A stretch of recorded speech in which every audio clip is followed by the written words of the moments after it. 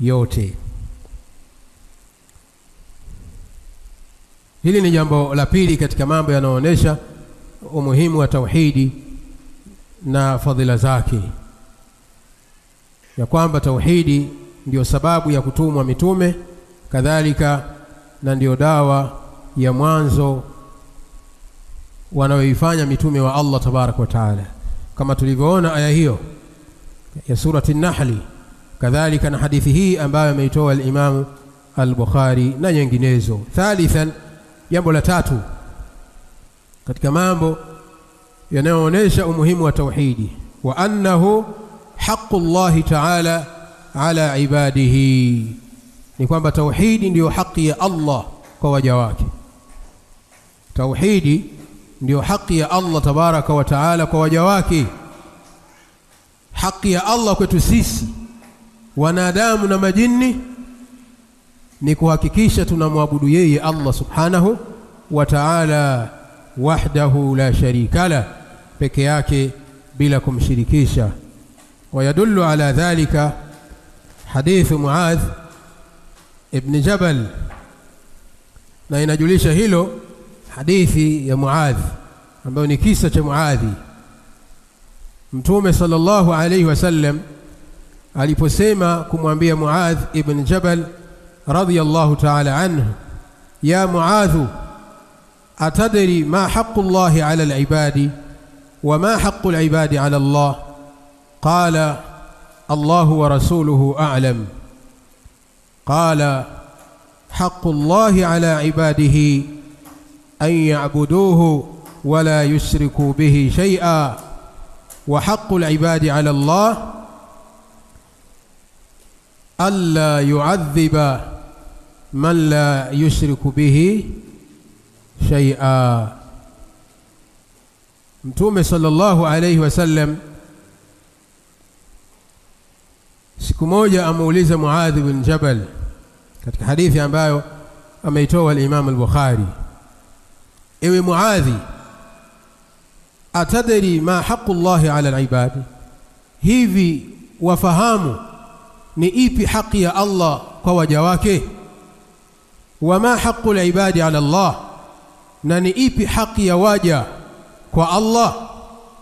Je, wafahamu hilo?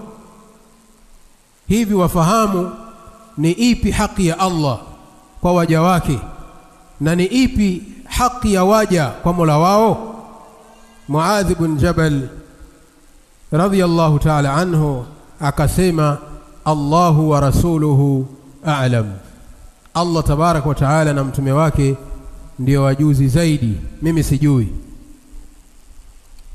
Mtume sallallahu alayhi wasallam akasema katika kufafanua na kuelezea haki ya Allah kwetu sisi waja wake, akasema haqqullahi ala ibadihi, haki ya Allah kwa waja wake, yani haki ya Allah aliyoilazimisha kwa waja wake,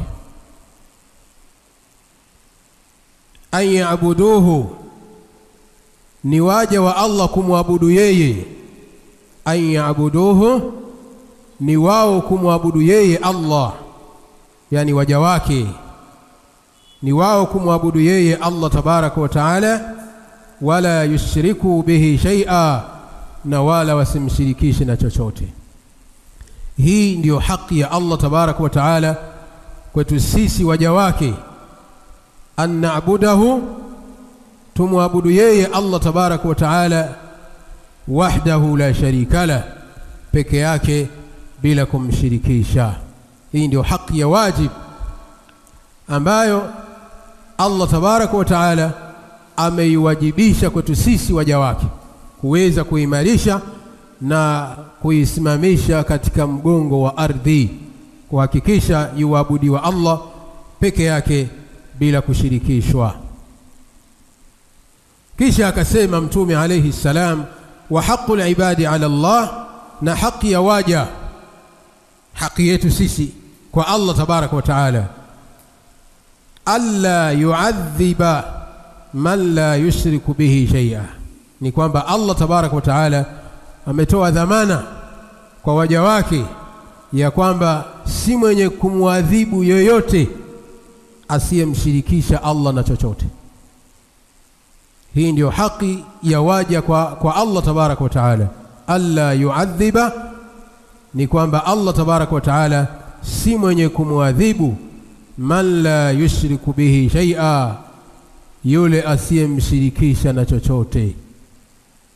Asiyemshirikisha na chochote Allah tabaraka wa taala, haki yake kwa Mola wake ni kwamba Mola wake asimwadhibu.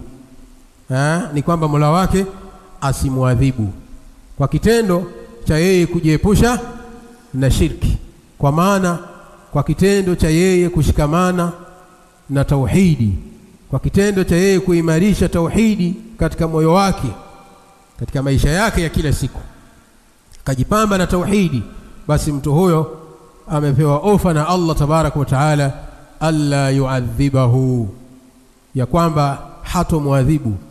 Allah tabaraka wa taala si mwenye kumwadhibu mja huyo. Kwa maana wanasema wanachuoni katika kuelezea hadithi hii, alla yuadhiba, asimwadhibu man la yushriku bihi shay'a, hii haina maana